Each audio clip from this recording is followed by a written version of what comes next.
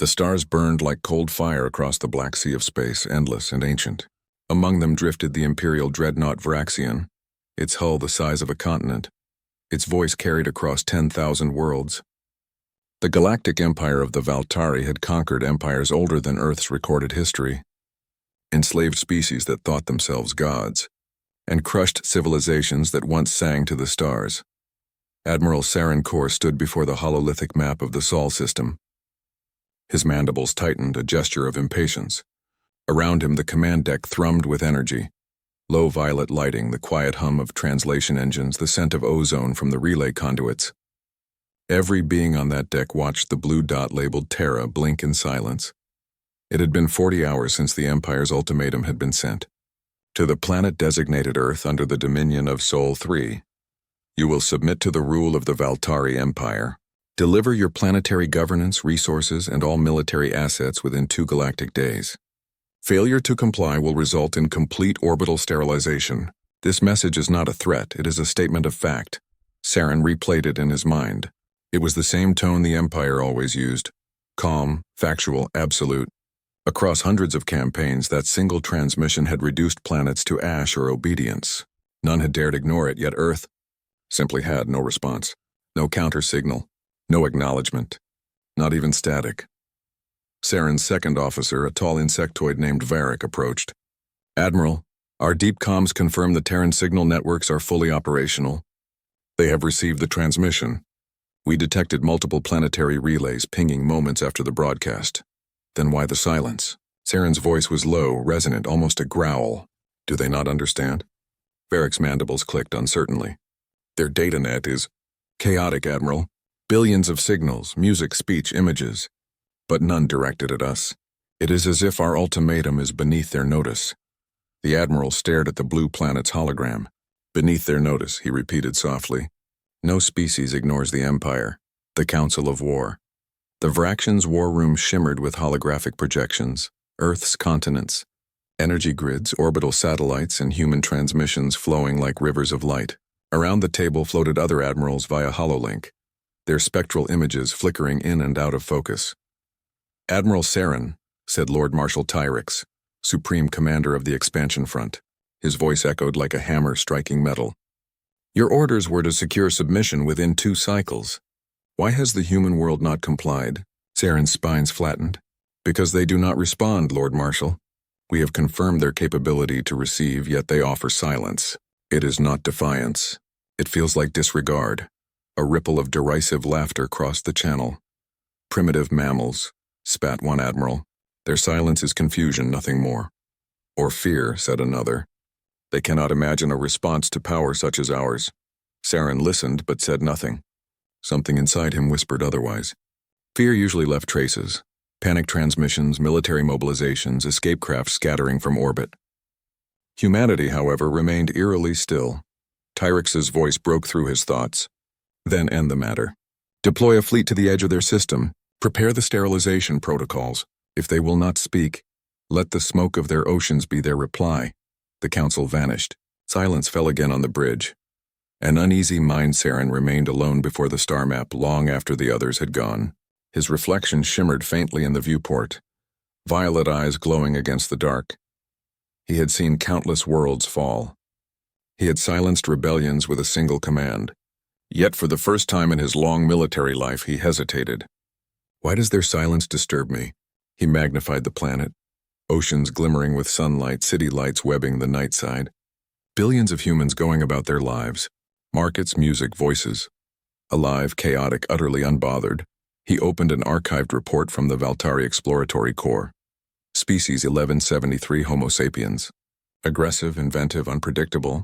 Primitive technology base, yet displays anomalous adaptability under existential threat. He frowned. Anomalous adaptability. A phrase used once before, right before the Empire lost an entire expeditionary force to a species that used gravity weapons built from mining equipment. Varric, Saren called softly. The second officer appeared instantly. Admiral, begin low-grade scans of Earth's orbital field. No intrusion, observe only. I want to know what they're doing. If they build, move, or breathe differently, I want to see it. Varric tilted his head. You suspect deception? I suspect intelligence, Saren replied. And intelligence always hides behind quiet. Voices from the blue world across the void on the third planet from Sol. Humanity watched the stars. In the underground command room of the United Earth Defense Network, a few dozen humans sat before holographic displays. The Empire's message had arrived 2 days ago. It had not been broadcast to the public. General Marcus Reed stood with folded arms, staring at the alien sigil pulsing on the main screen. Around him, scientists whispered. Analysts monitored the data flow, and somewhere in the corner, a woman prayed softly beneath her breath. They're waiting for a response, said Reed's aide. We already gave them one, Reed replied quietly. The aide frowned. Sir, we didn't transmit anything. Reed looked up, eyes hard as steel. Exactly. The room fell silent. Back on the dreadnought, hours passed. Saren watched the scan report stream in. No fleet movement, no planetary shields, no mass mobilization. Just a strange harmonic resonance in the magnetosphere, like static layered with pattern. Report, he ordered. Varric tapped the console. No energy weapons, no fortifications. But something strange. Their planetary network is coordinating in frequencies beyond communication spectrum. It's as if every device on the planet is humming in synchronization. Saren's brow furrowed. Synchronization? Yes, Admiral. Billions of independent systems, phones, satellites, even power grids subtly aligning. No central source, like a pulse. Show me. A visual display appeared. A vast blue web encasing the planet, flickering like breathing light. It's beautiful, murmured one of the technicians. Saren said nothing. His pulse quickened. No civilization they had conquered had ever done this, not without visible military organization. Varric hesitated. Admiral, could this be a weapon? Saren's gaze hardened. Everything intelligent is a weapon, Varric. Even silence. A whisper. Beneath the stars later, as the Vraxian drifted in low orbit, Saren walked alone along the observation deck. Through the transparent hull, Earth filled half the sky, a sphere of blues and whites, pulsing faintly with that strange light. He heard one of the younger officers murmuring behind him. A quiet conversation they thought the Admiral couldn't hear. Do you think they pray like the old species used to? Pray? Yes, to what, I wonder? When faced with us? If they pray, it's to survive. But survival won't help them. Saren looked again at the silent planet, and for the first time in years he wasn't certain they were right. Somewhere deep inside, an unfamiliar thought stirred, a memory of his mother's words before his first campaign. The stars are not gods, Saren, but something made them. Remember that. He turned away, suddenly uneasy. Final transmission of Part Y on. The fourth day, Saren authorized the final warning. The Vraxians' broadcast arrays charged, beams of light splitting the darkness. Across all frequencies, across every wavelength, the message thundered toward Earth. Terrans, you have been given the grace of time. Respond now or be erased. The signal vanished into the blue world's atmosphere. Minutes passed. Hours. Then, nothing. Only silence. But in that silence, sensors detected a faint return pulse, not a message. Not words, just a single pattern, rhythmic and deliberate. 2 beats, pause, 3 beats, pause, 5 beats. The sequence repeated. Admiral, whispered Varric. It's a numerical code. Saren leaned closer. What does it mean? Varric swallowed. 235. It's the beginning of a prime sequence, sir. A human way of saying we understand. Saren froze. For the first time in his long career, his mandibles trembled. The humans weren't ignoring them, they were thinking and they were ready. The void around Earth was quiet. Too quiet for the Valtari. No planetary defenses, no fleet maneuvers, not even the faintest attempt at communication. Yet the readings told another story. Fluctuations in the planet's magnetosphere, faint energy pulses from every satellite, and the lingering echo of that haunting human melody. Admiral Saren Kor stood upon the Vraxian's observation deck, his gaze locked on the rotating blue sphere below. Around him, holograms flickered, reports, scans, and intercepted transmissions, none of which made sense. They should be afraid, he thought. But instead, they prepare in silence. He turned to his second officer. Varric, initiate the observer protocol. Deploy the drones. Varric hesitated. Sir, that violates Council Directive 9. Direct infiltration of a pre-contacted planet requires authorization. Saren's mandibles twitched. We are beyond diplomacy now. I need to know what they're hiding. Varric bowed slightly. As you command. Moments later, the Vraxians' launch bays opened like silent jaws, releasing a swarm of stealth drones, small as insects, wrapped in cloaking fields, invisible to human sensors. They streaked toward the atmosphere, vanishing into the haze of clouds below. The descent each drone carried neural-linked feeds that streamed directly into Saren's command chair. The Admiral closed his eyes as the vision shifted. Metal became sky. Sky became clouds, and then earth. He saw continents unfold beneath him, vast and alive. The drone skimmed across the upper atmosphere, gliding over mountain ranges, rivers, cities that glowed with life.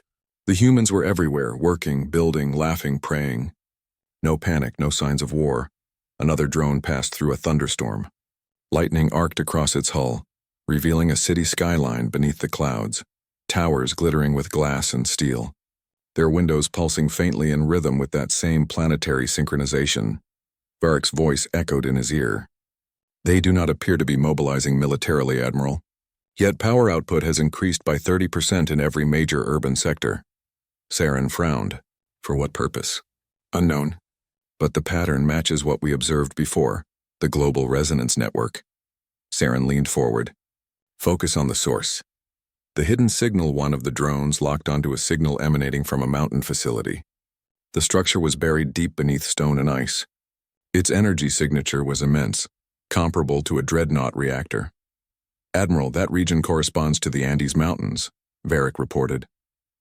Signal origin, subterranean. Saren's heart quickened. Penetrate the crustal layers. I want visuals. The drone descended. Rock blurred past, sensors adjusting to subterranean wavelengths. And then the darkness gave way to light. A vast chamber appeared, human-built, circular, surrounded by glowing conduits. Hundreds of people moved about inside, wearing dark uniforms marked with a blue insignia, a stylized earth encircled by 12 stars.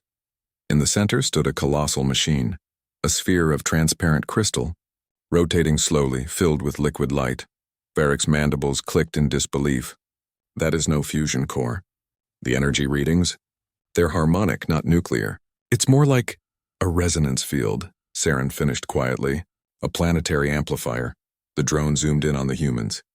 Their lips moved in rapid discussion. Then one of them, a woman with sharp eyes and a calm face, turned toward the sphere and placed her hand on it. The energy pulsed in response, spreading through the conduits like veins of light. Saren whispered, "They're synchronizing their planet." Faith and function. Varric hesitated. Why, to defend themselves? Saren shook his head slowly. No, it's too elegant for war. Look, no weapon arrays, no targeting matrices. They're building something that requires faith. Varric blinked. Faith? Not religion as you understand it, Saren said softly. Faith as in belief. The certainty that something unseen will answer. He turned to the sensor display. Correlate their energy pattern with known cosmological harmonics. Varric tapped the console. The hologram expanded, Earth's energy field mapped onto the frequency of the local star, then outward to the galactic grid. The result made even the hardened Valtari officers gasp. The waveform was perfectly symmetrical. Admiral, Varric said quietly, they're tuning their planet to the frequency of the sun itself. Saren's eyes widened. They're creating resonance between their world and the source of all light. Back on Earth far below, in the subterranean base beneath the Andes, General Marcus Reed and Dr. Arya Patel stood before the crystal sphere. Its glow painted the walls in shifting colors, gold, azure, and white. We're almost ready, Arya said. The harmonic grid is stable across 99% of the network. Reed nodded. And the aliens? They're watching, she replied. Exactly as expected. He allowed a faint smile. Good, let them think we're fragile. She turned to him. You really believe this will work? He glanced up at the light bathing the chamber. It's not about belief. It's about alignment. Everything in the universe has rhythm. Atoms, stars, even thought. We just learned how to listen, Arya paused. And if we're wrong? Reed's eyes softened. Then may God help us, because no one else will. For a moment, the room fell silent except for the hum of the sphere. Arya looked at him curiously. You still believe, don't you? Even after everything? Reed exhaled slowly. Belief isn't about proof, Doctor. It's about trust. And right now I trust that something greater than fear brought us this far. The Empire watches on the Vraxian. The data from the observation drones played out like prophecy. Varric spoke in a hushed tone. Admiral, they're interfacing their planetary grid with stellar radiation. The scale is astronomical. Even if it fails, the energy release could vaporize the surface. Saren's expression darkened. They're willing to risk annihilation rather than bow. He stepped closer to the viewport, voice almost reverent. They would rather burn than kneel. The bridge crew remained silent. None dared speak against the weight of that statement. The phantom interference. Suddenly alarms erupted across the deck. Admiral, drone feeds are collapsing, signal interference. Saren's head snapped up. From the humans? Yes, sir. But not electromagnetic. It's biological. The frequency matches neural activity. Brainwaves. Saren froze. Are you saying they're thinking the interference? The technician's voice trembled. It appears so, Admiral. The entire population is resonating. Billions of minds in unison. The drone feeds flickered one by one. Images of humans looking toward the sky as if sensing the watchers filled the screens. Then static, not one final transmission slipped through before total blackout. A child in a field, gazing upward, whispering a single word. Saren amplified the audio. It was a language he barely understood, but the translator rendered it clearly. We hear you. Then the feed went dead. Silence after revelation. The bridge fell into stunned quiet. Varric whispered, How can they know we're observing? Saren didn't answer. His mind raced, filled with fragments of history, philosophy, and fear. Faith as energy, thought as frequency, a planet that prays as one. He turned toward the stars, whispering almost to himself, They're not building a weapon. They're building a conversation. Conversation, Admiral? Varric asked. With what? Saren's gaze hardened. Not what, Varric. Who? The Council's warning. The next day, a transmission arrived from the Imperial Council. Admiral Saren Kor, you are hereby ordered to terminate all independent observation of the Terran world. Prepare for full-scale planetary pacification. Disobedience will be considered treason. Saren read it twice, his mandibles tight with conflict. The old Saren, the one who believed conquest was destiny, would have obeyed instantly. But now, he looked again at the silent blue world. Treason, he muttered. Perhaps truth always is. He deactivated the message and turned to Varric. Recall all remaining drones, but keep the data archived under my authority only. Understood, Admiral, Varric said, though his tone carried worry. The Council will not approve. They don't have to, Saren replied. Something greater already has. Night Cycle fell aboard the Vraxian. Saren stood alone, gazing through the viewport. The stars shimmered like witnesses to something vast and unspoken. He thought of the human child's voice. We hear you.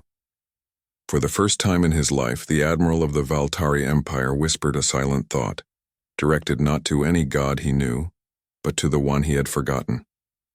If they can hear, perhaps you can too.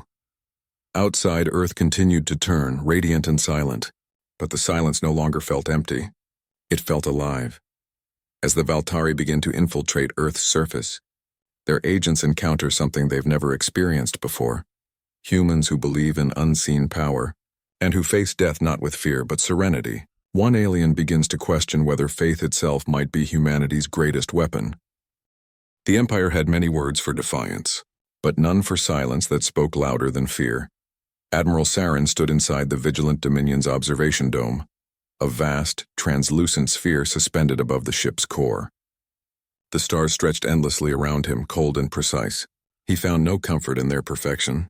For days they had watched Earth, and it had watched back in ways he couldn't understand. Below the curve of the blue planet, shadows of human cities blinked faintly. Their lights formed no pattern of surrender or distress.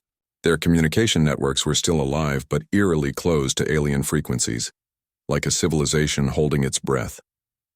The Empire's analysts, linguists, and strategists offered countless theories. Perhaps they have no unified command. Perhaps their species is fractured. Perhaps they lack courage. but Saren had fought too many wars to believe comfort in simple answers. "Perhaps," he murmured. "They are preparing for something none of you understand. The Whisper mission, the Bite D&Z." Vigilant Dominion deployed an infiltration pod over the northern hemisphere, a small cloaked vessel designed for planetary infiltration.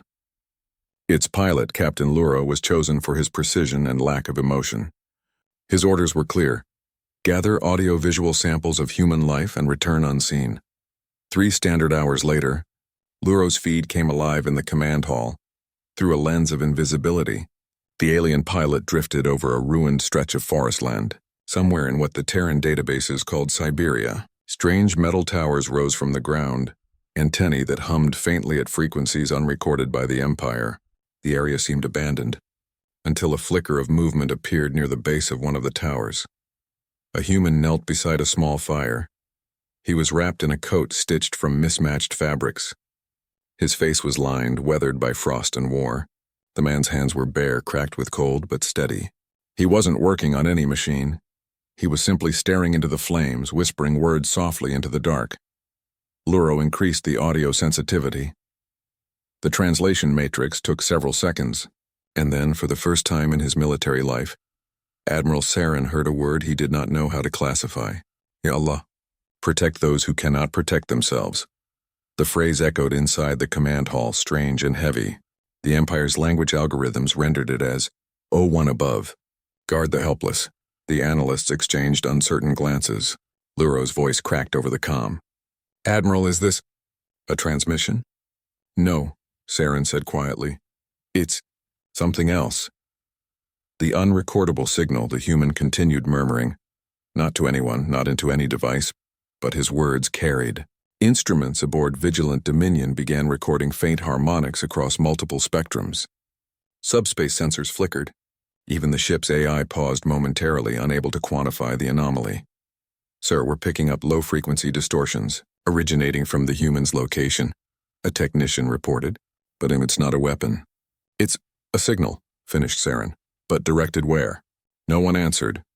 The whispering man finished his prayer, stood up, and looked directly into the invisible lens. For an impossible moment he seemed to see Luro, to know he was being watched. Then he smiled faintly and said in a calm, trembling voice, "You are not gods." And the feed went black. "Panic and silence. Recover the probe," Saren ordered, but it was too late. The infiltration pod's energy readings spiked, and then, without an explosion or trace, it ceased to exist. A ripple of unease spread through the command hall. Even the seasoned soldiers shifted in their seats. The humans hadn't fired. They hadn't moved fleets or sent drones. Yet something, yet unseen, incomprehensible, had erased Imperial technology as if it were a breath in wind. A young ensign broke the silence. "Sir, should we send another?" Saren turned to him slowly. "Tell me, Ensign," he said, voice calm but heavy. "Would you stand before a thunderstorm twice, knowing the first strike didn't miss? It chose not to kill you?" The ensign said nothing. The question of faith that night, Saren couldn't sleep. His quarters were quiet, too quiet. He replayed the human's voice again and again. "You are not gods." It was not a threat. It was not defiance. It was something deeper, a truth spoken without fear. He opened the Empire's historical database. Billions of records, species, wars, creeds. They had conquered worlds that worshipped fire, stars, oceans, ancestors. But none of those beliefs had ever resisted silence. Humans did not preach during conquest. They simply waited. Saren stared at a hologram of Earth. The blue glow reflected in his amber eyes. "How can a species kneel to something unseen," he muttered, "and still rise unbroken before empires?" He remembered the man's eyes. Clear, unwavering, almost merciful. The same mercy Saren once believed belonged only to victors. The signal expands. 3 days later, unexplained energy patterns began resonating from multiple points on Earth. Analysts labeled them faith echoes, an ironic code name. They were electromagnetic bursts synchronized across continents, like a coordinated pulse of heartbeat and light. "Impossible synchronization without communication," said the chief scientist. "This coordination level suggests a hive mind structure or faith," Saren whispered. "Sir?" "Nothing, continue." The readings intensified. The Empire's observation arrays began flickering. Static. Glitches. Some crew members reported hearing whispers in their comm implants, human voices repeating the same phrase. Not luck. Someone wanted me to live. One pilot tore his headset off. It's in our neural channels, sir. They're not jamming us, and they're inside our systems. But there was no source. No signal transmitter. No identifiable frequency. Just words spreading like light in water. The unseen war. By the fourth day, 3 scout ships disappeared without trace. Every Imperial transmission to the planet was met with nothing. No human voices. No retaliation. Just silence. A silence that carried meaning. A silence that pressed into their minds like gravity. The crew began to whisper among themselves. Perhaps their silence isn't fear. Perhaps they're listening to something else. Perhaps their God is real, Saren ordered. Discipline. But discipline could not stop. Questions from growing. He found himself staring once again into the endless blue below. In that moment, the Admiral, the conqueror of 12 sectors, the scourge of the outer rings, closed his eyes. And for the first time in his long military life, he whispered something he didn't understand. If there is someone watching them, let him see me too. Ending note. The whisper. Before the storm, the Empire had always believed faith was weakness. But as Admiral Saren watched his fleet's sensors fail, their logic crumble, and their pride tremble before an invisible force, he began to wonder if faith was, in truth, humanity's oldest technology, the kind that didn't bend light. It commanded it, and somewhere on Earth millions of humans lifted their eyes to the same sky, whispering the same name into the stars. The silence wasn't empty anymore. It was alive. For 3 days, the fleet of the Zarathian Empire hovered above Earth like a crown of silent daggers. Thousands of warships and obsidian hulls glimmering under Sol's light surrounded the blue planet in perfect formation. It was supposed to be a show of dominance. Instead, it felt like a vigil. No human message. No retaliation. Just that same unbearable silence. Admiral Saren stood before the massive holographic display aboard the Vigilant Dominion. Every ship was accounted for. Every system online. Yet, beneath the clean digital reports, there was something no sensor could quantify. Tension. The kind that made soldiers whisper prayers even if they didn't believe in them. He didn't know when it began, but some officers had started mimicking the human gesture they'd seen on captured transmissions, closing their eyes briefly before doing something dangerous. They called it the human pause, and the more Saren watched them do it, the less he corrected them. The scouts' descent aboard the command bridge. Saren's voice carried calm authority. Deploy Recon Group Alpha. 10 stealth ships. No aggression protocols. Find out what happened to Luro's pod. His first officer, Vectar, hesitated. Sir, the last 3 scout units vanished the same way. That is precisely why we send more, Saren said. If the humans possess a defense mechanism, we must understand it before we act further. Vectar nodded reluctantly and relayed the order. The 10 sleek vessels broke formation, shimmering like dark mirrors as they entered Earth's upper atmosphere. Their feeds projected onto the main holoscreen, sweeping visuals of clouds, oceans, and continents scarred by both nature and civilization. It looked so fragile, so alive. Radiation normal, magnetic activity low, no visible weapons platforms, the scout leader reported. Proceeding to lower altitude, the feed stuttered, static tearing the visuals for a fraction of a second. Alpha 2, report interference. Negative, Admiral. Could be solar noise.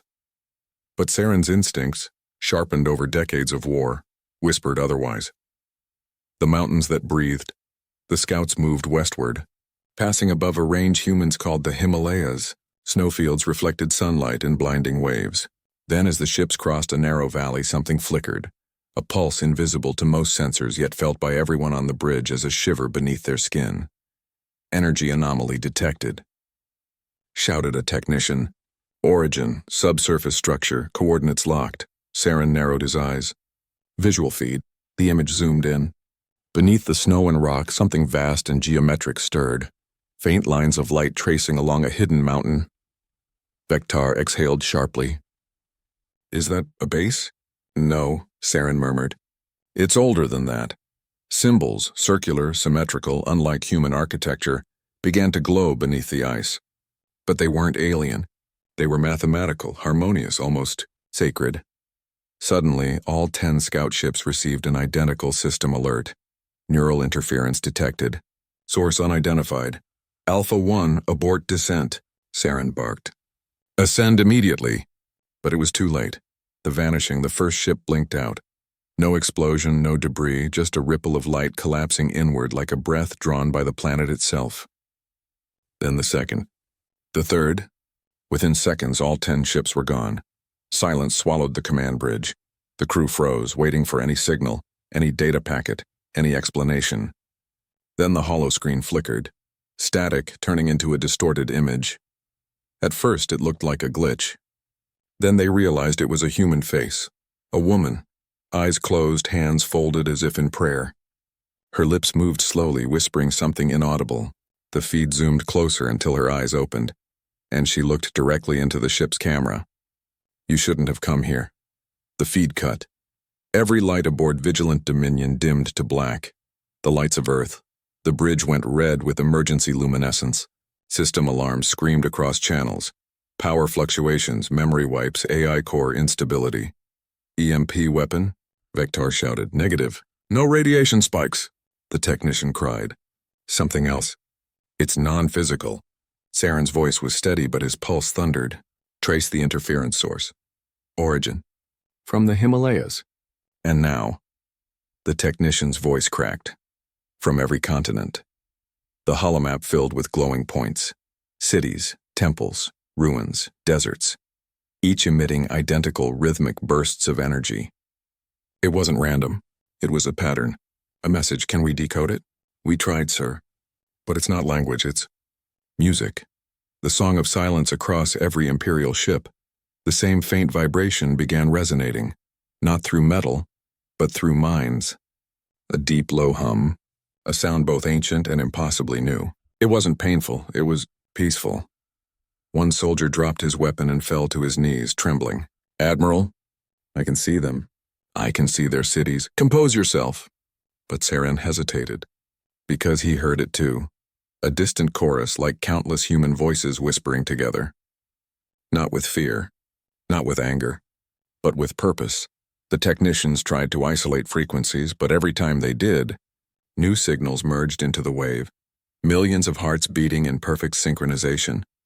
Sir, I think this is their defense system, said Vector. Psychotronic harmonics. Saren shook his head slowly. No, this isn't defense. This is faith turned into physics. The eye over the ocean. Suddenly the interference cleared, replaced by a single live visual feed. Location, over the Pacific Ocean. A massive storm swirled across the waters, except at its center, where the clouds had formed a perfect eye, vast and unmoving, magnify. Within the calm of that eye, an impossible structure emerged, a ring of light kilometers wide hovering above the water. Its surface shimmered with symbols not carved or built, but formed from energy itself. By the abyss, whispered Vector. What is that? Saren's voice was barely audible. The humans have done something no empire ever dared. They've merged consciousness with creation. As they watched, the ring pulsed, once. And in that pulse, every Imperial ship's sensor array shut down. The glimpse. Then in silence again. Total system blackout. No visuals, no sound. Just one fleeting moment before everything faded. A glimpse of something in the light. Not machines. Not weapons. People. Human figures. Hundreds, perhaps thousands.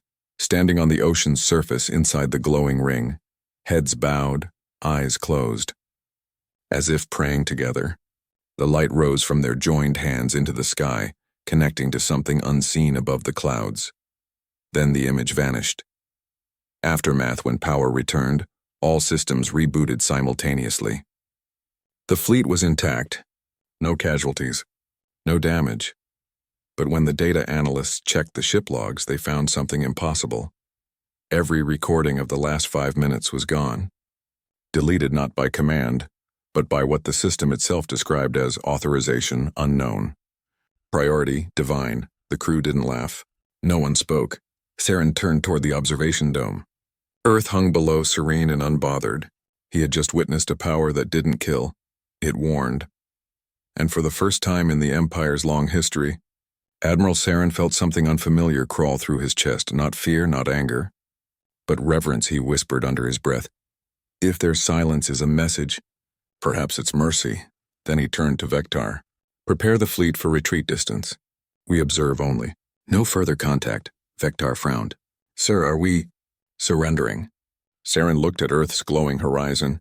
"No," he said quietly. "We're listening." The vigilant Dominion drifted in the shadow between Earth and her moon, a silent witness to a planet that refused to bow. Admiral Saren stood at the panoramic viewport, watching the curve of the blue world below. It seemed unchanged. Clouds moved, oceans shimmered, lightning danced across the continents. But he knew better. Something beneath the visible had awakened. 3 scout fleets gone, an entire neural network silenced, and yet no act of violence from Earth. "Report," he said quietly. Vectar stepped forward, reading from a trembling holographic display. "All systems operational.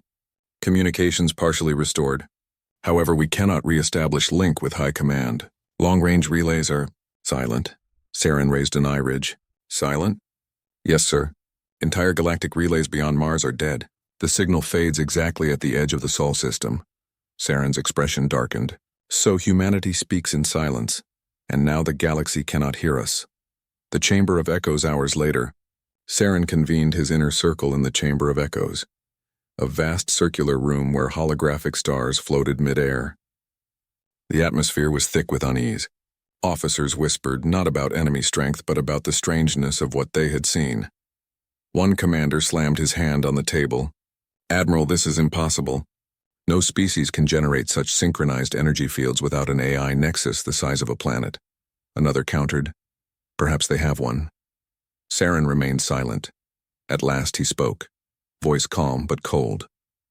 3 fleets vanished without resistance, not by weapon but by choice. The humans didn't destroy them. They erased them from every data trace as if rewriting history itself. "Tell me, commanders, what kind of creature defends itself by removing evidence of conflict?" Silence fell. "They don't want the galaxy to see what they are becoming," Saren concluded. "And that frightens me." Earth, 6 months earlier, flashback, planet-side perspective. In a valley carved by time and war, a man named General Armin Hale stood before a crowd of world leaders, engineers, and philosophers. The world was on the brink, resources dwindled, borders meaningless, fear spreading like wildfire, and yet, Hale smiled. "Maybe the problem," he said, "is that we've been trying to survive alone." Behind him, a massive sphere hummed. The Gaia Resonance Core, a planetary network linking human consciousness through empathy fields and electromagnetic resonance. It was built not to control but to connect. "The moment we built walls between mind and faith," Hale said, "we divided the most powerful weapon we ever had, belief." He turned to the assembly. "We've explored every technology except one, the human heart."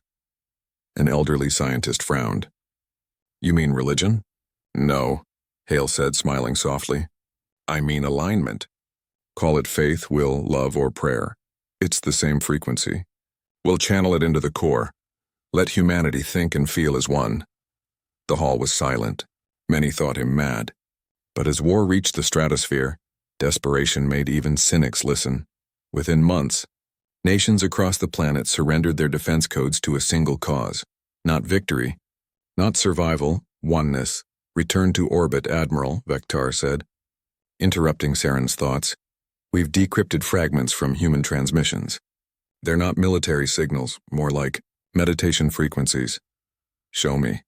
The bridge lights dimmed. Audio filled the air. Thousands of human voices humming in unison, layered with rhythmic tones. No language, no command. Just harmony. Saren closed his eyes. The sound wasn't threatening. It was strangely calming, measured. He could almost sense organization. Each frequency aligned with the next, like the notes of a song built by countless minds thinking together. "Sir?" Vectar said softly. "Their entire planet is broadcasting coherence." Saren looked at him. "Meaning?" "They're unified, emotionally, cognitively, spiritually. Every mind on Earth is synchronized to the same field." The faith equation later in his private chamber, Saren reviewed the data alone. The Imperial algorithms showed that the human energy field operated at 7.83 Hz, the same frequency once dismissed as planetary noise, but the harmonics were now controlled, amplified, directed, not science, he murmured. Not magic. Will. He recalled the human he'd seen praying, that strange act of whispering to the unseen. Perhaps prayer was never superstition. Perhaps it was an ancient interface, the original link between consciousness and reality. He leaned back, gazing at the stars. If that's true, then their God is not just an idea.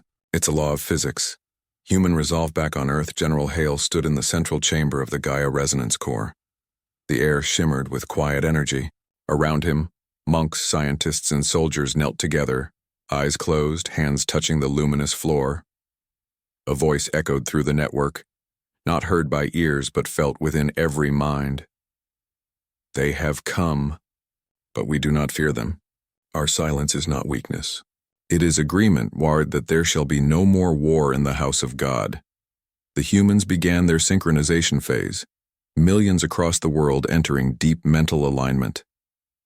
Their collective focus strengthened the electromagnetic field enveloping the planet. A scientist whispered, "What if they attack?" Hale smiled faintly. "Then we remind them what creation looks like when a species stops dividing itself." He placed his hand on the core, and light surged outward, unseen by alien eyes but felt by their instruments as impossible readings. The alien's reflection. Back aboard Vigilant Dominion, Saren couldn't sleep. He stood once more at the viewport looking at the Earth's glow. He thought of the hundreds of conquered worlds he'd seen, all kneeling, all trembling. Humanity, in contrast, stood still. He whispered almost to himself, "What drives them? Fear of death? Pride?" Then he remembered the human's words from the captured feed. "You are not gods." No anger. Just truth. Saren felt something shift inside him, an echo of memory from his youth when he still believed in destiny. Perhaps humans hadn't created something new. Perhaps they had rediscovered what the universe was built upon, faith as structure. He turned to the tactical display, the Empire's fleets gleaming in perfect formation. "We have more ships, more weapons, more science," he said quietly. "But they have belief." He lowered his gaze. "And belief bends reality." The moment of stillness. A sudden tremor rippled through the ship. Not physical, perceptual. Lights flickered, instruments glitched, yet the readings showed no threat. "Sir," Vector called. "Every ship just detected a gravitational anomaly. Origin, Earth's atmosphere." Saren steadied himself. "Visual!" The main holoscreen displayed something breathtaking, an aurora spanning the entire planet. Not natural, deliberate. The light formed circular patterns, fractal and mathematical, pulsing like a heartbeat. Vector whispered, "It's them, the humans." Saren nodded slowly. "They're showing us their answer. No words. No weapons. Just light, and a silence so vast it demanded reverence." Epilogue of resolve. In that moment, the Admiral understood. Humanity hadn't prepared for war. They had prepared for understanding. They had chosen unity not as defense but as declaration. That existence itself was sacred. That life, reason, and faith were never meant to be separated. Saren bowed his head. "Perhaps," he said softly, "the strongest voice in creation is the one that chooses not to speak." And somewhere below, on that luminous planet, billions of humans opened their eyes from meditation. Hearts steady, wills aligned, Earth was ready, not to fight, but to prove what humanity truly was. The fleets of the Zerethian Empire had never moved this slowly before. They were accustomed to conquests measured in light hours, empires burning in a single solar cycle. But now, as the first armada approached the Sol system, space itself felt heavier, as if it resisted their movement. Admiral Saren Vera stood at the command platform of the dreadnought Imperious Dawn, its armored hull gliding through the Black Sea between Mars and Jupiter. Around him, the Empire's greatest fleet shimmered like a metallic storm. 10,000 warships, shimmering blue with ion trails, forming a net of firepower capable of breaking continents. But none of that comforted him anymore. "Fleet status?" he asked, voice calm but his throat dry. "Nominal, Admiral," answered strategist Lorvan, eyes fixed on the tactical holo. All squadrons aligned. Defensive matrix at full charge. We will enter Terran orbit in 18 hours. 18 hours, Saren repeated softly. His mandibles flexed in a habit when he was uneasy. And still, no signal, no message, no plea, nothing. Lorvan hesitated. Perhaps. They've already fled. Saren turned to him slowly. Fled? Where, strategist? We have monitored every colony, every transport hub, every signal pulse within 3 systems. They haven't moved. They haven't even spoken. Lorvan lowered his gaze. Silence filled the command deck. Only the low hum of the ship's reactor and the rhythmic pulse of the tactical display punctuated the air. Saren's gaze shifted to the stars outside. The Sol system glittered with serenity, quiet, untouched. No defense fleets, no orbital barricades, not even a distress beacon. To the Empire, that silence was madness. To Saren, it was intent. Hours later, the fleet passed the orbit of Mars. Its once human colonies, long abandoned, were ghostly shells, dust-red domes and shattered habitats, reminders of earlier attempts to reach beyond Earth. Admiral, we're detecting residual power signatures, said Sensor Officer Kira. Weak, ancient, possibly automated defenses. Neutralize them, Saren ordered. Energy lances flared. Mars' orbit filled briefly with streaks of white fire as the old satellites vaporized. But beneath that calm, something strange occurred. Sir? Kira frowned. One of the destroyed satellites. It transmitted before impact. To where? Unknown.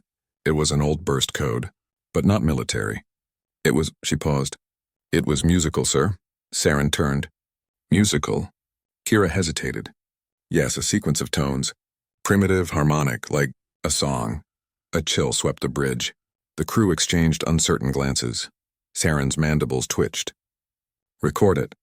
Analyze the pattern. Continue forward. When they crossed the orbit of Earth's moon, the fleet slowed to 1/10 speed. Even the mighty Imperious Dawn dimmed its running lights. The moon floated in silence, its gray surface reflecting faint light from the distant sun, barren, lifeless.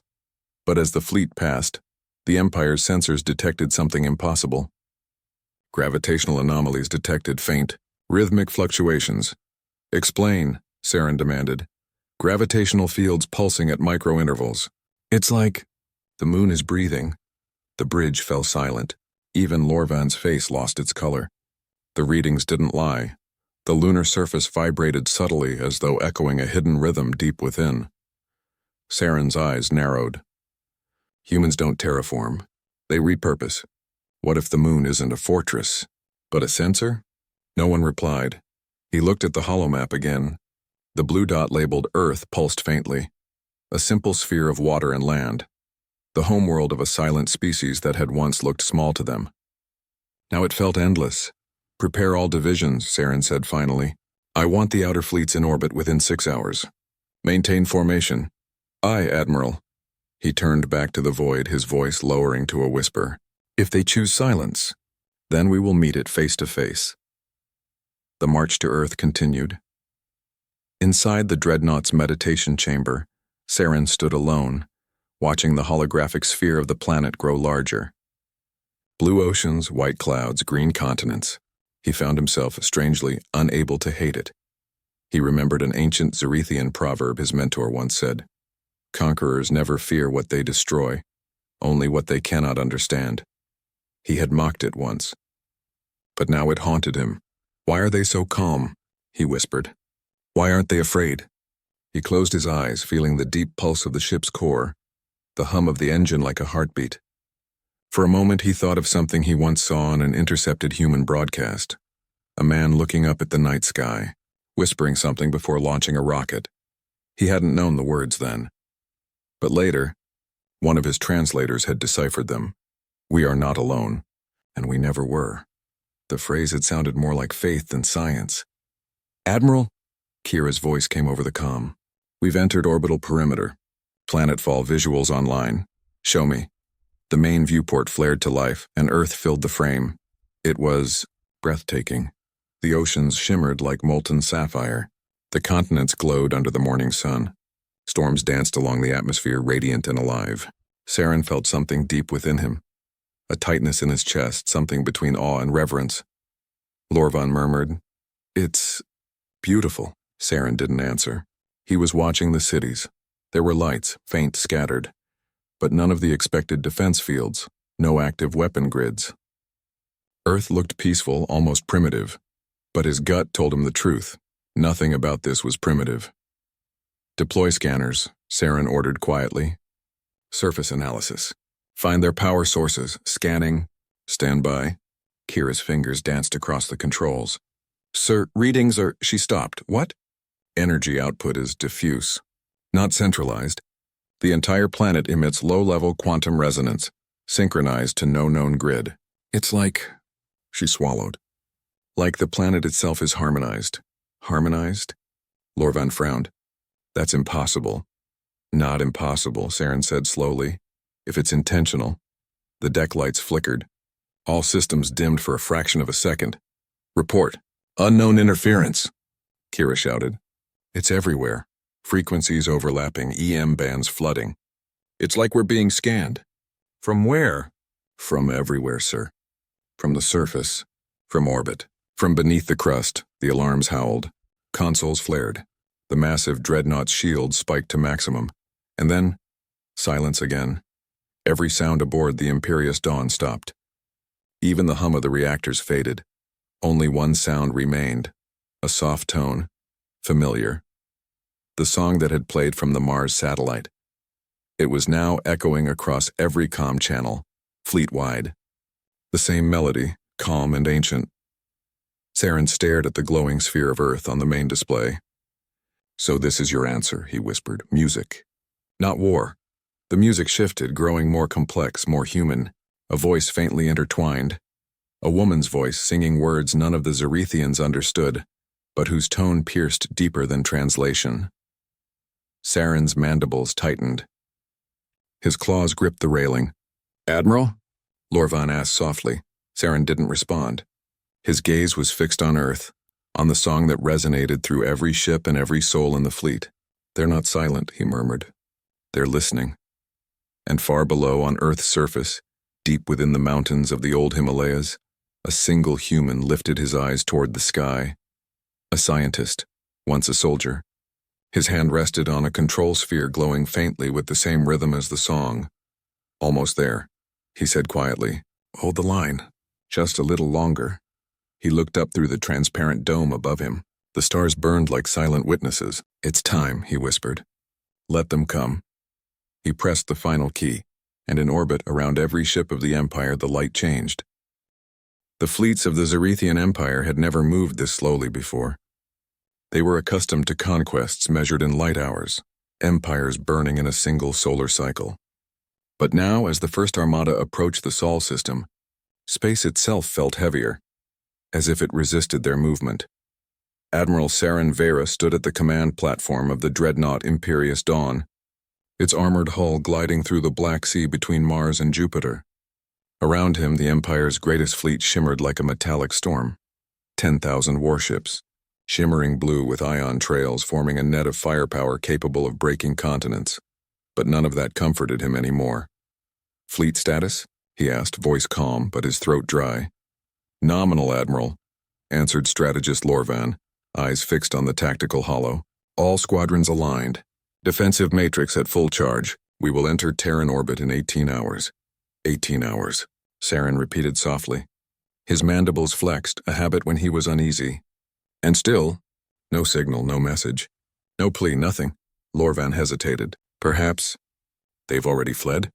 Saren turned to him slowly. Fled where, strategist? We have monitored every colony, every transport hub, every signal pulse within 3 systems. They haven't moved. They haven't even spoken. Lorvan lowered his gaze. Silence filled the command deck. Only the low hum of the ship's reactor and the rhythmic pulse of the tactical display punctuated the air. Saren's gaze shifted to the stars outside. The Sol system glittered with serenity, quiet, untouched. No defense fleets, no orbital barricades, not even a distress beacon. To the Empire, that silence was madness. To Saren, it was intent. Hours later, the fleet passed the orbit of Mars. Its once human colonies, long abandoned, were ghostly shells, dust-red domes and shattered habitats, reminders of earlier attempts to reach beyond Earth. Admiral, we're detecting residual power signatures, said Sensor Officer Kira. Weak, ancient, possibly automated defenses. Neutralize them, Saren ordered. Energy lances flared. Mars's orbit filled briefly with streaks of white fire as the old satellites vaporized. But beneath that calm, something strange occurred. Sir, Kira frowned. One of the destroyed satellites.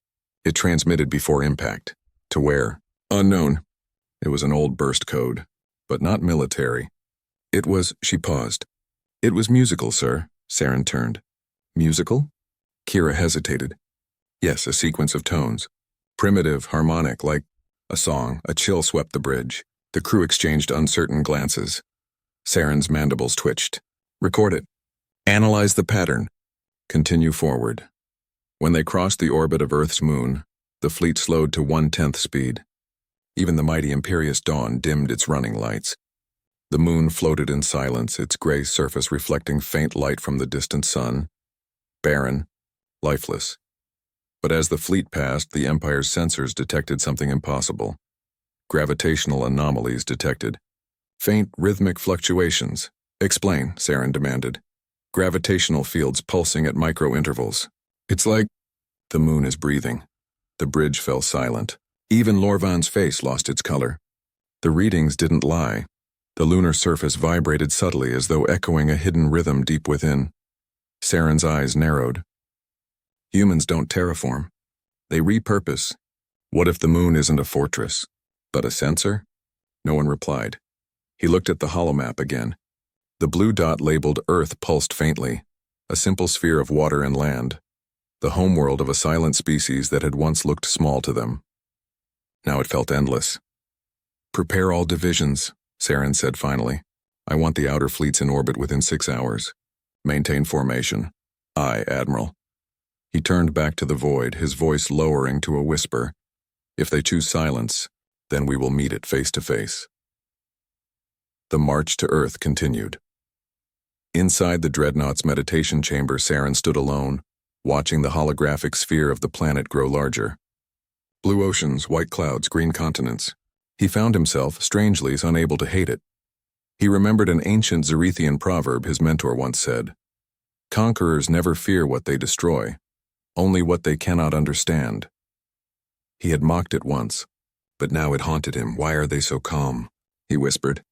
Why aren't they afraid? He closed his eyes, feeling the deep pulse of the ship's core, the hum of the engine like a heartbeat. For a moment, he thought of something he once saw on an intercepted human broadcast, a man looking up at the night sky, whispering something before launching a rocket. He hadn't known the words then, but later, one of his translators had deciphered them.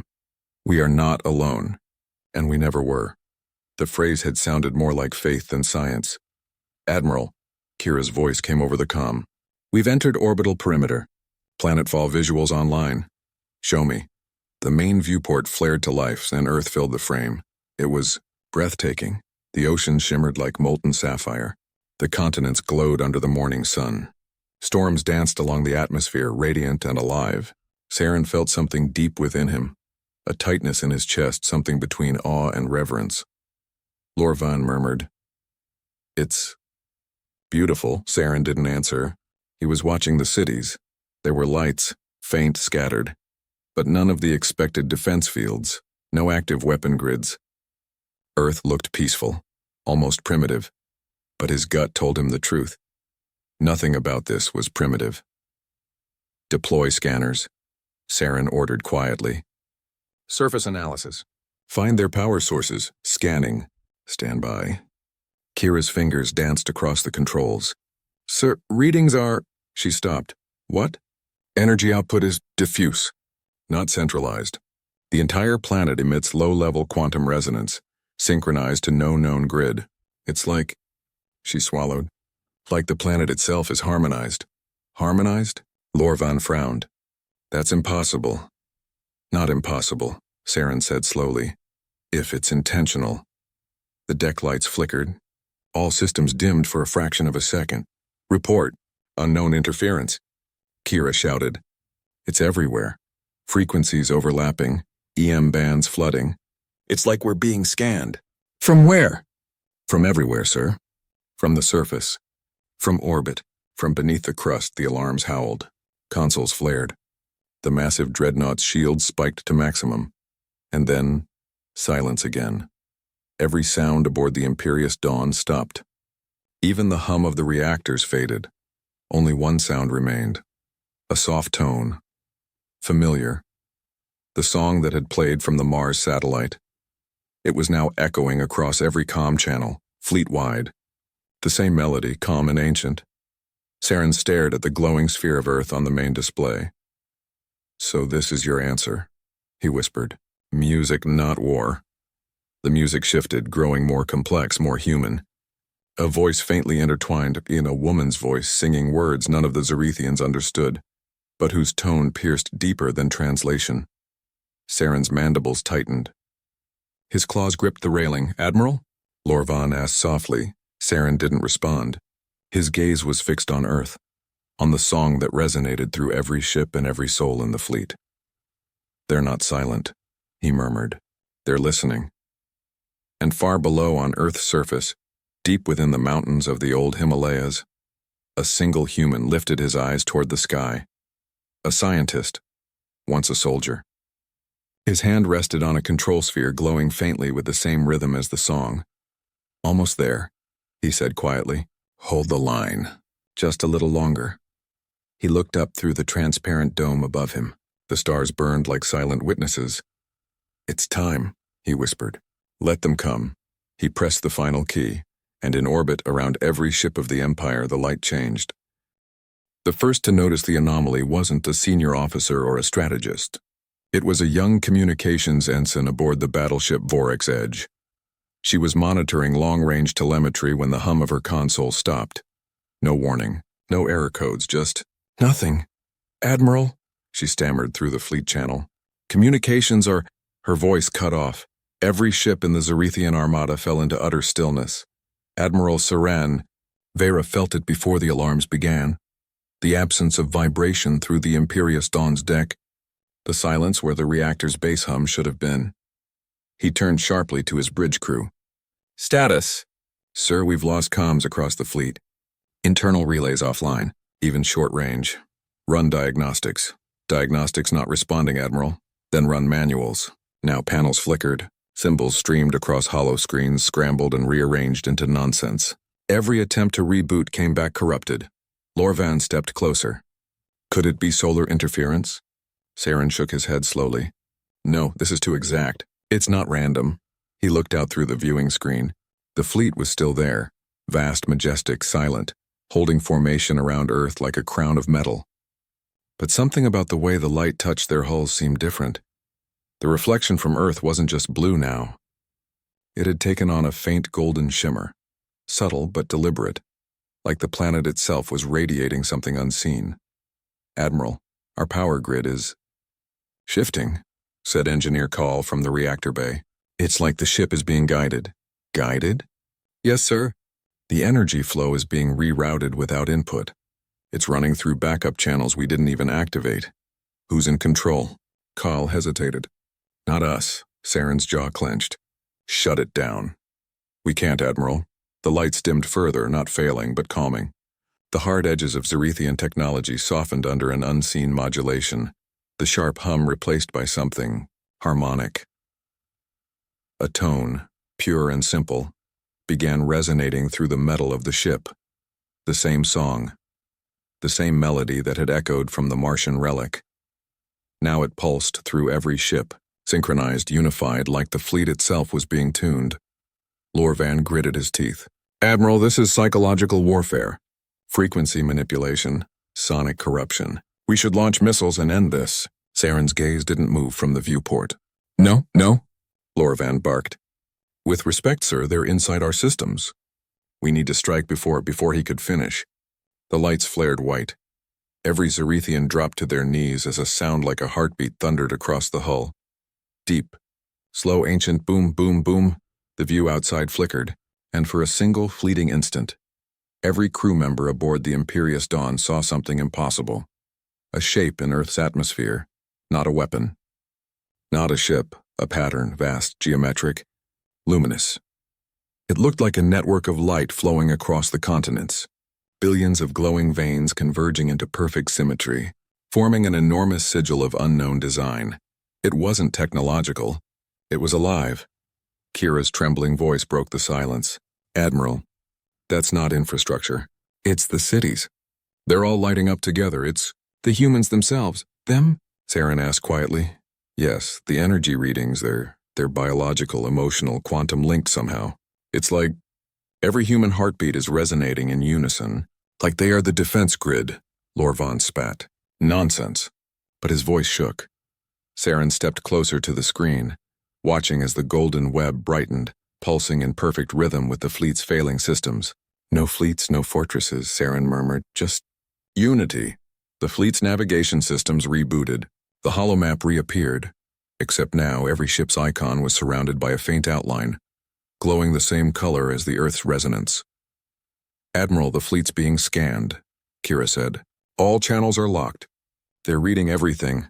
Life signs, hull composition, even our memories. Cut the link. I can't.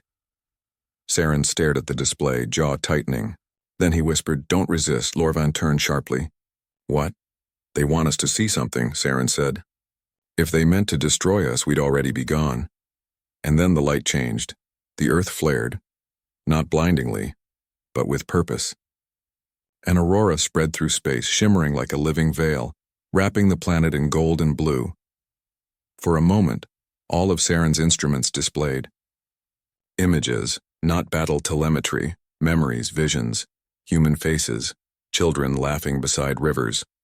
An old woman kneeling in prayer beneath a ruined temple, a group of engineers repairing an old satellite by hand, soldiers standing side by side without words.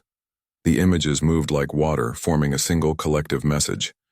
It wasn't pride, it wasn't fear, it was faith. Faith that ran deeper than logic.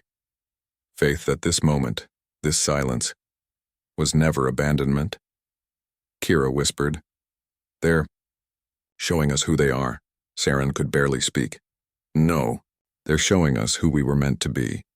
For the first time in Zerethian history, the command bridge of an entire empire was silent, not from dominance, but reverence.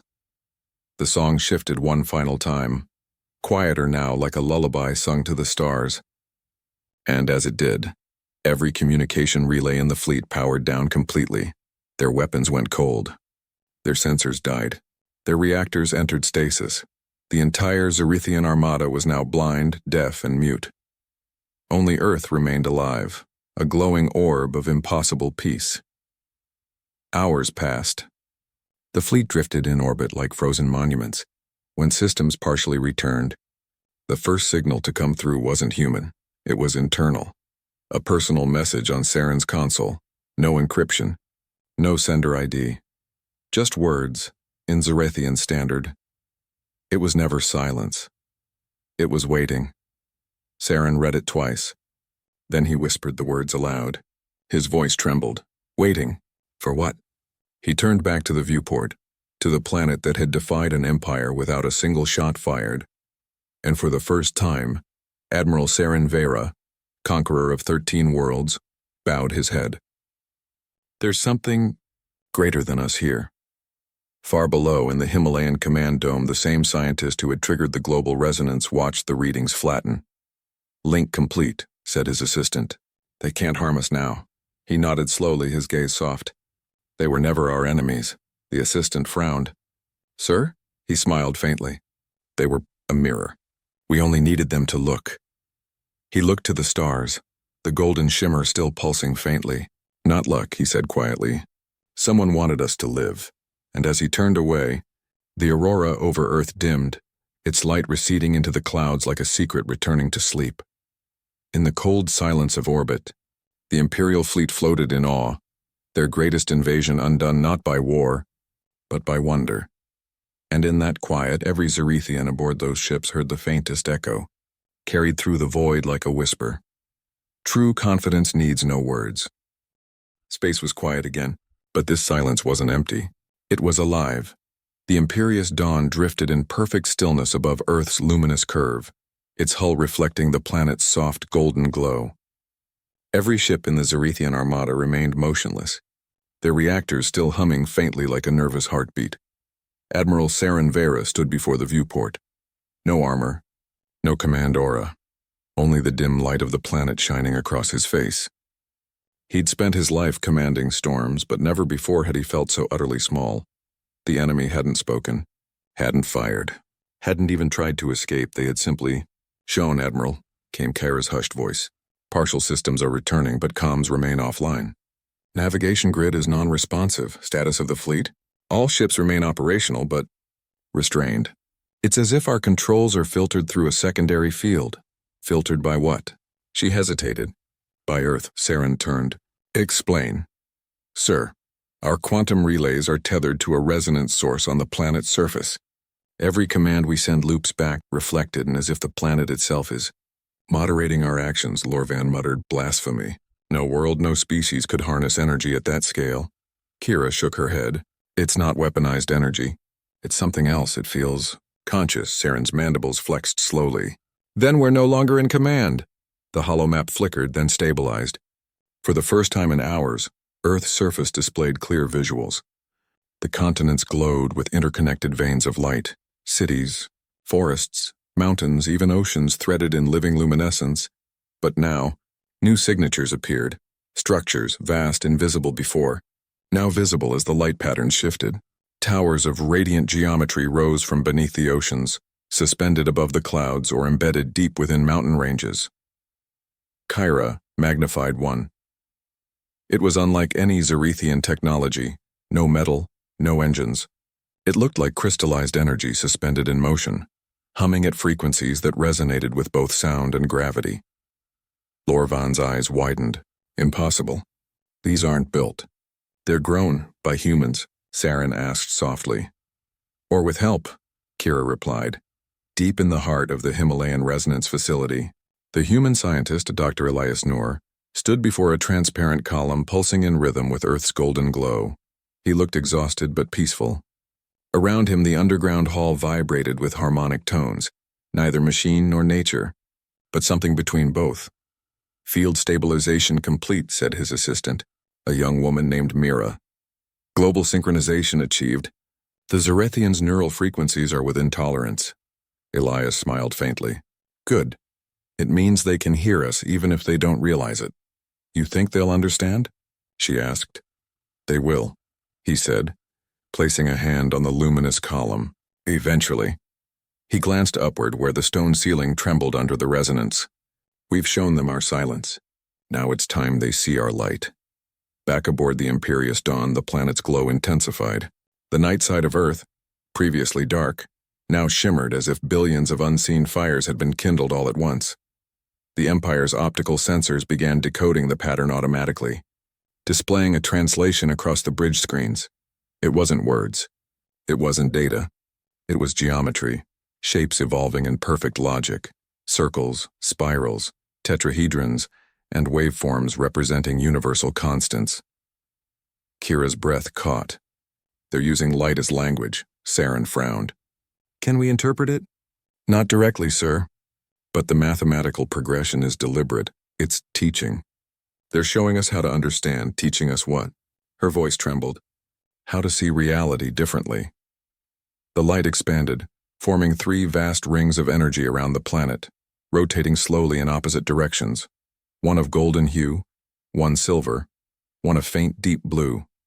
The structure resembled a planetary halo but composed of pure resonance. Saren whispered, "That's not a defense grid." Kira nodded. "It's a bridge." A ripple passed through the armada. Power levels surged, but not destructively. Their ships were charging, receiving energy directly from the rings. Every weapon system recalibrated, every reactor stabilized. Even Lorvan's console flickered to life. "Admiral, the resonance is feeding us power." Clean, limitless, perfectly balanced, Saren turned sharply. "They're giving us energy?" "Yes, sir. Energy we don't understand. It's rewriting our physics models as we speak." The Admiral stood in silence for several seconds. Then he asked quietly, "Why would they give this to us?" Kira looked out at the planet. "Because they're not trying to win. They're trying to wake us up." Saren's gaze softened. He thought back to the thousands of worlds the Empire had conquered, the endless broadcasts of submission, the cries of civilizations crushed under their rule. And now, before a single human had spoken, the Empire was on its knees. Not in defeat, but in revelation, he whispered, "We came to take their world. But maybe this was never their world to give." The voice came not from a console, but from everywhere, through the deck, through the air, through the pulse of the fleet itself. A human voice, clear and calm, speaking in perfect Zerethian. "You wish to see what silence hides. Now see what light reveals." Every screen displayed the same image, a human face. "Elias Noor, you have reached our home," he said gently. "But what you see is not just us. It is the harmony of all who came before. Those who believe that the universe is not chaos, but design." "That intelligence was never an accident," Lor Van hissed. "They dare preach to us." Saren raised a hand. "Be still," Elias continued. "We are not your enemies. We are mirrors. We chose silence because speech divides, but light unites." The rings around Earth pulsed brighter, the fleet's sensors trembling with power they could no longer quantify. "You came seeking conquest," Elias said softly. "But you found proof that creation answers those who listen." He paused, looking up, as though speaking to someone far beyond his own world. "We didn't do this alone." The words hit Saren like gravity, not arrogance, not defiance, just quiet conviction. For the first time in his life, the admiral of the Zerethian Empire felt something his kind had forgotten: reverence. He lowered his head. "There is something greater here than empires." Kira nodded faintly, tears glimmering in her alien eyes. "Perhaps that's what they mean by faith." Saren exhaled slowly. "Faith, a weapon we cannot comprehend." "No, Admiral," Kira whispered. A gift. The light faded to a soft shimmer. Systems across the fleet hummed back online. Communications restored, weapons neutralized, reactors stable. No attack. No ultimatum. Only one transmission remained open. A single human word displayed across every monitor. "Live." Dr. Elias watched the signal confirm transmission. Mira smiled weakly. "They'll never forget this. They weren't meant to," he said. "They'll go home knowing that silence can mean peace and light can mean truth." She looked at him curiously. "Do you think they'll believe in what we believe now?" He turned toward the stars, his face lit by the fading glow of Earth's rings. "They don't need to believe in us," he said quietly, "only that there's more than themselves." He paused, whispering almost to himself, "Because in every silence there is a voice. You just have to listen." In orbit, the imperious dawn rotated slowly, its sensors recording the last shimmer of Earth's light. Saren closed his eyes and spoke softly into the silence. Not a command, not a report, but a prayer he didn't know he remembered. "Not luck. Someone wanted us to live." The stars over Earth shimmered faintly, dimmed by the debris fields orbiting the planet. The wreckage of alien ships glittered like dust in sunlight, remnants of a war the universe never expected humans to survive. Admiral Saren stood on the shattered bridge of the Varkal Dominion, the Empire's flagship. Around him the air was heavy with smoke, blood, and disbelief. His empire, vast, ancient, and undefeated, had crumbled before a species it once labeled primitive. But the silence of Earth still haunted him. Even now, even after their victory, there were no grand speeches, no triumphant declarations. The humans didn't gloat. They rebuilt in quiet purpose. He looked at the Terran fleet, massive black silhouettes against the burning horizon of orbit. No banners, no music, just motion, repair, and precision. "Why don't they celebrate?" One of his lieutenants rasped, voice trembling. "They've won. Why does their world remain silent?" Saren turned his gaze toward Earth. "Because for them," he said slowly, "this wasn't about glory. It was about survival, and survival doesn't demand applause." A small Terran corvette approached the remains of his flagship, its emblem, a single white circle surrounded by stars, painted on its hull. It wasn't a threat. It was a retrieval ship. Moments later, human soldiers boarded. Their armor was scarred, burned in places, but their movements were steady, disciplined. One of them, a tall man with a calm gaze, removed his helmet and looked directly at Saren. "Admiral," he said quietly, offering his hand, "you fought well. Your people don't deserve extinction." Saren stared at the hand, confusion flickering across his face. "You would spare me?" The soldier nodded. Humanity doesn't destroy what it can understand. You led your people with courage. We respect that, but... His tone hardened, eyes burning with the weight of something divine. Never mistake mercy for weakness again. Saren lowered his eyes. Your silence, he whispered, was never fear. It was faith. The soldier tilted his head. Faith? Yes, Saren said, almost reverent now. You believed in something unseen. Not technology, not numbers. Something greater. We mocked it, and it destroyed us. The human's gaze softened. We don't fight alone out there, he said quietly, looking toward the stars. Not really. In the massive operations chamber beneath the Andes, holoscreens showed the gradual retreat of the remaining Imperial fleets. The Council debated terms, reparations, and future treaties, but the atmosphere wasn't celebratory. It was reflective. Commander Elias Voss stood at the edge of the room, staring at a projection of Earth's orbit. His face bore exhaustion, but his eyes held a quiet certainty. A young technician approached him. Sir, message from the survivors of the Varkal Dominion. Admiral Saren has requested communication. Elias raised an eyebrow. What does he want? He says, he wants to understand why. The commander smiled faintly. So do we all. He turned toward the viewport.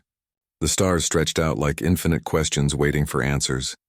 Somewhere beyond them, millions of species watched humanity with new eyes, no longer as prey but as peers, or perhaps as something greater. He thought of the moment before the war began, the silence that so many mistook for cowardice. It wasn't silence born of fear. It was the stillness before lightning strikes. Elias murmured, when God speaks, the universe listens, even when he speaks through us. In orbit, the Terran fleet powered down its weapons. Engines went quiet. The Earth below spun in perfect serenity, unaware of the awe rippling across the galaxy. A child in Karachi looked up at the night sky and whispered, Mama, look, the stars are brighter tonight. Her mother smiled, brushing her hair. Maybe they're listening, Beta. Far above them, satellites and starships drifted in formation, glinting like tears of light. Humanity's silence had finally spoken, and it said everything. Because true power doesn't shout. It breathes, it builds, it believes. And when the universe tests it, it answers not with fear, but with faith. The war was over. The galaxy, for the first time in millennia, was quiet. No distress signals, no broadcasted threats, no declarations of conquest. Only the gentle hum of starlight over a recovering Earth. From orbit, Earth looked peaceful again, blue-green alive. But for those who had fought, it no longer looked small. It was now the cradle of something vast, something spiritual, something that had changed the balance of existence itself. Deep within the Terran flagship Resolute Dawn, Admiral Elias Voss stood before the wide observation deck, alone. The stars stretched endlessly before him, scattered like embers on the black sea of space. He closed his eyes and whispered a prayer, not of triumph but of thanks. Whoever listens, thank you, he murmured softly. We should have been gone, but you kept us. Behind him, soft footsteps echoed. Dr. Hannah Rice, the ship's chief scientist, approached with a data slate. Admiral, the analysis is complete. The interference that crippled the Empire's fleet wasn't random. It came from a signal, something originating near Jupiter's orbit. Untraceable. Beyond our tech. Elias turned, his expression unreadable. You're saying it wasn't us? She hesitated. No, sir. Not entirely. It used our frequencies, but there's no record of who activated it. Or how. The Admiral looked back at the stars. His voice was calm yet reverent. Then maybe it wasn't meant to be recorded. Dr. Rice frowned. You think it was divine? He didn't answer. He didn't need to. Sometimes belief isn't in the words, but in the silence that follows them. Months passed. Cities rebuilt, skies cleared. The noise of war faded into memory. In a small school in Islamabad, a teacher showed her students an image of Earth taken from space. A photograph captured by a returning scout drone. This, she said softly, is how the universe saw us after the war. A world they expected to be ashes, but instead they saw light. A boy raised his hand. Miss, how did we win if they were so strong? The teacher smiled gently. We didn't win because we were stronger, she said. We won because we believed there was more to us than flesh and metal. The classroom fell quiet. Outside, sunlight spilled through the windows like gold. Across the galaxy on the remnants of the Varkal homeworld, Admiral Saren sat before an ancient shrine of his ancestors. Once it had been a place of conquest prayers where victories were demanded, not requested. But today he came not to demand. He came to understand. Before him lay an old Terran device, a recovered datapad. On its screen, a single image remained. A human soldier kneeling beside a ruined field, eyes closed, whispering to the heavens. Saren replayed the clip endlessly. He studied the man's lips. The words were foreign, but the emotion wasn't. He turned his gaze upward toward the fractured sky. "You were never fighting alone," he whispered to himself. "Something fought beside you." And for the first time, the alien warlord bowed his head, not in defeat, but in awe. Back on Earth, in a grand hall carved into Mount Sinai, humanity's new council met. Not of nations, but of minds, scientists, philosophers, and soldiers, brought together to guide the next era of exploration. At the center table, Elias Voss stood before them. "Our silence saved us once," he said. "Not because it hid our fear, but because it gave us time to listen. We listened to the stars, to each other, to something greater." A councilwoman leaned forward. "And what do we listen for now, Admiral?" Elias looked up at the holographic stars above them. "For our next calling." He tapped a control pad, and a new image filled the room, a distant galaxy beyond the known borders of mapped space. A faint signal pulsed there, rhythmic, familiar, almost like a heartbeat. "Someone's calling," Elias said quietly. "And this time we'll answer." Far beyond the solar system, on the edge of known space, a small Terran probe drifted silently. It carried no weapons, no defenses, only a message, a golden plaque engraved in hundreds of languages. At its center, simple words burned softly into the metal. "We are the children of Earth. We came not in conquest, but in wonder." When darkness came for us, we stayed silent, for we had already been heard. As the probe passed through the dark nebula, something unseen brushed against it. A wave of light, almost like a whisper. And for the briefest moment, a signal echoed back. A pulse, a response. The stars themselves seemed to hum. Humanity's silence had spoken once. Now the universe had begun to answer. Final line. True faith doesn't end with survival. It begins when you finally realize you were never alone. In the massive operations chamber beneath the Andes, holoscreens showed the gradual retreat of the remaining Imperial fleets. The Council debated terms, reparations, and future treaties, but the atmosphere wasn't celebratory. It was reflective. Commander Elias Voss stood at the edge of the room, staring at a projection of Earth's orbit. His face bore exhaustion, but his eyes held a quiet certainty. A young technician approached him. "Sir, message from the survivors of the Varkal Dominion. Admiral Saren has requested communication." Elias raised an eyebrow. "What does he want?" "He says he wants to understand why." The commander smiled faintly. "So do we all." He turned toward the viewport. The stars stretched out like infinite questions waiting for answers. Somewhere beyond them, millions of species watched humanity with new eyes, no longer as prey but as peers. Or perhaps as something greater. He thought of the moment before the war began, the silence that so many mistook for cowardice. It wasn't silence born of fear. It was the stillness before lightning strikes. Elias murmured, "When God speaks, the universe listens, even when he speaks through us." In orbit, the Terran fleet powered down its weapons. Engines went quiet. The Earth below spun in perfect serenity, unaware of the awe rippling across the galaxy. A child in Karachi looked up at the night sky and whispered, "Mama, look, the stars are brighter tonight." Her mother smiled, brushing her hair. "Maybe they're listening, Beta." Far above them, satellites and starships drifted in formation, glinting like tears of light. Humanity's silence had finally spoken, and it said everything. Because true power doesn't shout. It breathes, it builds, it believes. And when the universe tests it, it answers not with fear, but with faith.